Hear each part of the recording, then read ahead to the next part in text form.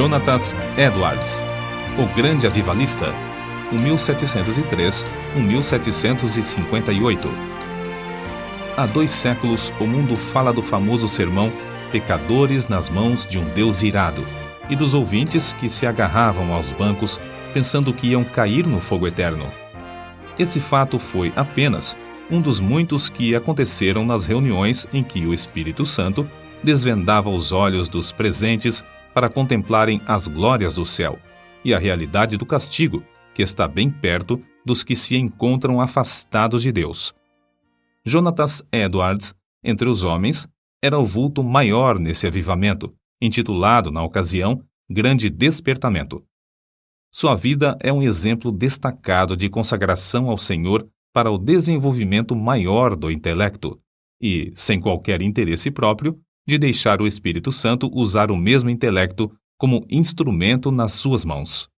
Amava a Deus não somente de coração e alma, mas também de todo o entendimento. Sua mente prodigiosa apoderava-se das verdades mais profundas. Contudo, sua alma era, de fato, um santuário do Espírito Santo. Sob aparente calma exterior, ardia nele o fogo divino, como um vulcão. Os crentes atuais devem a esse herói, graças à sua perseverança em orar e estudar sob a direção do Espírito, a volta às várias doutrinas e práticas da igreja primitiva. Grande foi o fruto da dedicação do lar em que Edwards nasceu e se criou. Seu pai foi o amado pastor de uma só igreja durante um período de 64 anos. Sua piedosa mãe era filha de um pregador que pastoreou uma igreja durante mais de 50 anos. Das 10 irmãs de Jonatas, 4 eram mais velhas do que ele e 6 mais novas. Muitas foram as orações que os pais ofereceram a Deus para que o único e amado filho fosse cheio do Espírito Santo e que se tornasse grande perante o Senhor. Não somente oravam assim, fervorosa e constantemente, mas mostravam-se igualmente zelosos em criá-lo para Deus. As orações, à volta da lareira, os estimularam a se esforçarem, e seus esforços redobrados os motivaram a orar mais fervorosamente. O ensino religioso e permanente resultou em Jonatas conhecer intimamente a Deus, quando ainda criança. Quando Jonatas tinha 7 ou 8 anos, houve um despertamento na igreja de seu pai, e o menino acostumou-se a orar sozinho, 5 vezes, todos os dias, e a chamar outros da sua idade para orarem com ele. Citamos aqui as suas palavras sobre esse assunto. A primeira experiência de que me lembro, de sentir no íntimo a delícia de Deus e das coisas divinas, foi ao ler as palavras de 1 Timóteo, capítulo 1, versículo 7. Ora, ao Rei dos séculos, imortal e invisível, ao único Deus, seja honra e glória para todo sempre. Amém.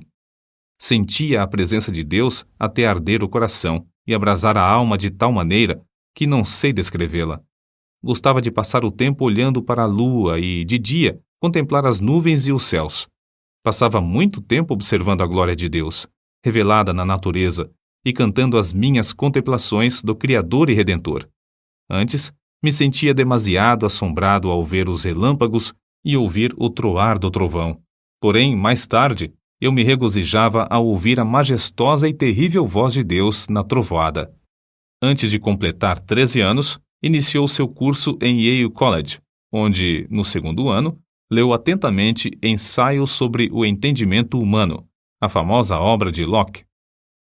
Vê-se, nas suas próprias palavras acerca dessa obra, o grande desenvolvimento intelectual do moço. Achei mais gozo nisso do que o mais ávido avarento em ajuntar grandes quantidades de ouro e prata de tesouros recém-adquiridos. Edwards, antes de completar 17 anos, diplomou-se no Yale College, com as maiores honras. Sempre estudava com esmero, mas também conseguia tempo para meditar na Bíblia diariamente. Depois de diplomar-se, continuou seus estudos em Yale durante 2 anos e foi então separado para o ministério. Foi nessa altura que seu biógrafo escreveu acerca de seu costume de dedicar certos dias para jejuar, orar e examinar-se a si mesmo. Acerca da sua consagração, com a idade de 20 anos, Edwards escreveu: Dediquei-me solenemente a Deus, e o fiz por escrito, entregando a mim mesmo e tudo o que me pertencia ao Senhor, para não ser mais meu qualquer sentido, para não me comportar como quem tivesse direitos de forma alguma, travando, assim, uma batalha com o mundo, a carne e Satanás, até o fim da vida. Alguém assim se referiu a Jonatas. Sua constante e solene comunhão com Deus, em secreto, fazia com que o rosto dele brilhasse perante o próximo, e sua aparência, semblante, palavras e todo o seu comportamento eram acompanhados de serenidade, gravidade e solenidade. Aos 24 anos, casou-se com Sarah Pierrepont, filha de um pastor, e desse enlace nasceram, como na família do pai de Edwards, 11 filhos. Por ocasião do grande despertamento, ao lado de Jonatas Edwards, estava o nome de Sarah Edwards, sua fiel esposa e ajudadora em tudo. Tal qual seu marido, ela nos serve como exemplo de rara intelectualidade.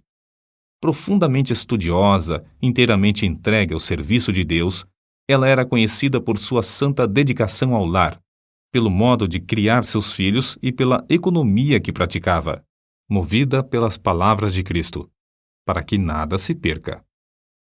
Mas, antes de tudo, tanto ela como seu marido eram conhecidos por suas experiências com a oração. Faz-se menção, destacada, de um período de 3 anos, especialmente, durante o qual, apesar de gozar de perfeita saúde, ficava repetidas vezes sem forças por causa das revelações do céu. A sua vida inteira foi de intenso gozo no Senhor. Jonatas Edwards costumava passar 13 horas todos os dias estudando e orando. Sua esposa também o acompanhava na oração, diariamente. Depois da última refeição, ele deixava toda a lida a fim de passar 1 hora com a família. Mas que doutrinas a igreja havia esquecido e que Edwards começou a ensinar e a observar de novo com manifestações tão sublimes? Basta uma leitura superficial para descobrir que a doutrina a qual deu mais ênfase foi a do novo nascimento, apresentando-a como uma experiência certa e definida, em contraste com a ideia da Igreja Romana e de várias denominações. O evento que marcou o começo do grande despertamento foi uma série de sermões feitos por Edwards sobre a doutrina da justificação pela fé, que fez os ouvintes sentirem a verdade das Escrituras. O foco de seus sermões era de que toda a boca ficará fechada no dia do juízo e que não há coisa alguma que, por um momento, evite que o pecador caia no inferno, senão o bel prazer de Deus. É impossível avaliar o grau do poder de Deus derramado para despertar milhares de almas para a salvação, sem primeiro nos lembrarmos das condições das igrejas da Nova Inglaterra e do mundo inteiro nessa época. Quem até hoje não se admira do heroísmo dos puritanos que colonizaram as florestas da Nova Inglaterra? Passara, porém, essa glória e a igreja, indiferente e cheia de pecado, encontrava-se face ao maior desastre. Parecia que Deus não queria abençoar a obra dos puritanos, obra que existiu unicamente para a sua glória. Por isso, no mesmo grau em que havia coragem e ardor entre os pioneiros, houve entre os filhos perplexidade e confusão. Se não pudessem alcançar, de novo, a espiritualidade, só lhes restava esperar o juízo dos céus. O famoso sermão de Edwards, Pecadores nas mãos de um Deus irado, merece menção especial. O povo, ao entrar para o culto, mostrava um espírito leviano e mesmo de desrespeito diante dos 5 pregadores que estavam presentes. Jonatas Edwards foi escolhido para pregar. Era homem de 2 metros de altura, seu rosto tinha aspecto quase feminino e o corpo magro de jejuar e orar. Sem quaisquer gestos, encostado num braço sobre a tribuna, segurando o manuscrito na outra mão, falava com voz monótona. Discursou sobre o texto de Deuteronômio, capítulo 32, versículo 35, ao tempo em que resvalara o seu pé. Depois de explicar a passagem, acrescentou que nada evitava, por um momento, que os pecadores caíssem no inferno, a não ser a própria vontade de Deus, que Deus estava mais encolerizado com alguns dos ouvintes do que com muitas pessoas que já estavam no inferno, que o pecado era como um fogo encerrado dentro do pecador e, com a permissão de Deus, pronto a transformar-se em fornalhas de fogo e enxofre, e que somente a vontade do Deus indignado os guardava da morte instantânea. Prosseguiu então, aplicando o texto ao auditório. Aí está o inferno com a boca aberta. Não existe coisa alguma sobre a qual vós vos possais firmar e segurar. Entre vós e o inferno existe apenas a atmosfera. Há atualmente nuvens negras da ira de Deus pairando sobre vossas cabeças, predizendo tempestades espantosas com grandes trovões. Se não existisse a vontade soberana de Deus, que é a única coisa para evitar o ímpeto do vento até agora, seríeis destruídos e vos tornaríeis como a palha da eira. O Deus que vos segura na mão sobre o abismo do inferno, mais ou menos como o homem segura uma aranha ou outro inseto nojento sobre o fogo durante um momento, para deixá-lo cair depois, está sendo provocado em extremo. Não há que admirar se alguns de vós com saúde e calmamente sentados aí nos bancos passarem para lá antes de amanhã. O resultado do sermão foi como se Deus arrancasse um véu dos olhos da multidão para contemplar a realidade e o horror da posição em que estavam. Nessa altura, o sermão foi interrompido pelos gemidos dos homens e os gritos das mulheres. Quase todos ficaram de pé ou caídos no chão. Foi como se um furacão soprasse e destruísse uma floresta.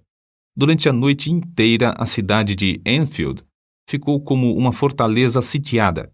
Ouvia-se em quase todas as casas o clamor das almas que, até aquela hora, confiavam na sua própria justiça. Esperavam que, a qualquer momento, o Cristo descesse dos céus com os anjos e apóstolos ao lado, e que os túmulos entregassem os mortos que neles havia. Tais vitórias contra o reino das trevas foram ganhas de joelhos. Edwards não abandonara nem deixara de gozar os privilégios das orações, costume que vinha desde a meninice. Continuou a frequentar também os lugares solitários da floresta, onde podia ter comunhão com Deus. Como exemplo, citamos a sua experiência com a idade de 34 anos, quando entrou na floresta a cavalo. Lá, prostrado em terra, foi-lhe concedido ter uma visão tão preciosa da graça, amor e humilhação de Cristo como mediador, que passou 1 hora vencido por uma torrente de lágrimas e pranto. Como era de esperar, o maligno tentou anular a obra gloriosa do Espírito Santo no grande despertamento, atribuindo tudo ao fanatismo. Em sua defesa, Edwards escreveu: Deus, conforme as Escrituras, faz coisas extraordinárias. Há motivos para crer, pelas profecias da Bíblia, que sua obra mais maravilhosa seria feita nas últimas épocas do mundo. Nada se pode opor às manifestações físicas, como as lágrimas, gemidos, gritos, convulsões, falta de forças.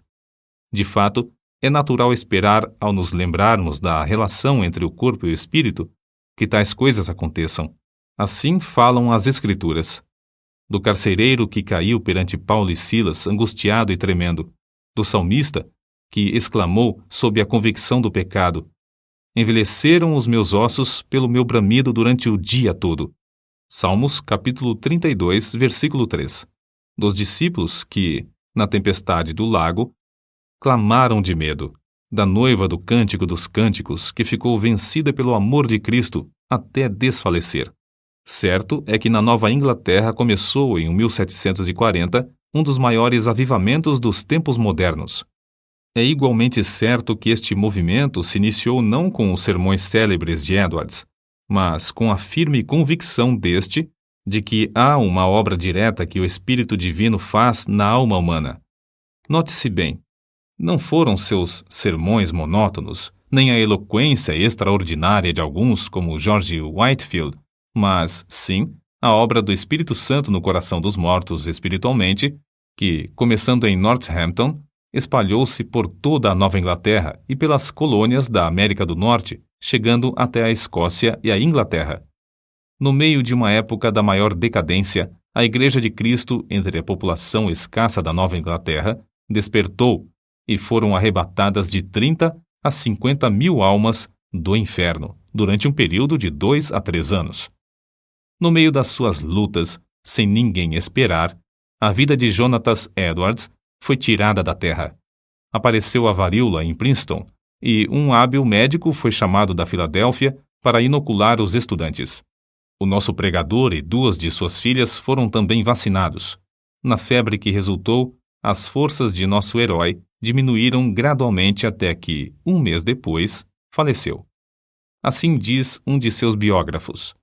Em todo o mundo onde se falava o inglês, era considerado o maior erudito desde os dias do apóstolo Paulo ou de Agostinho.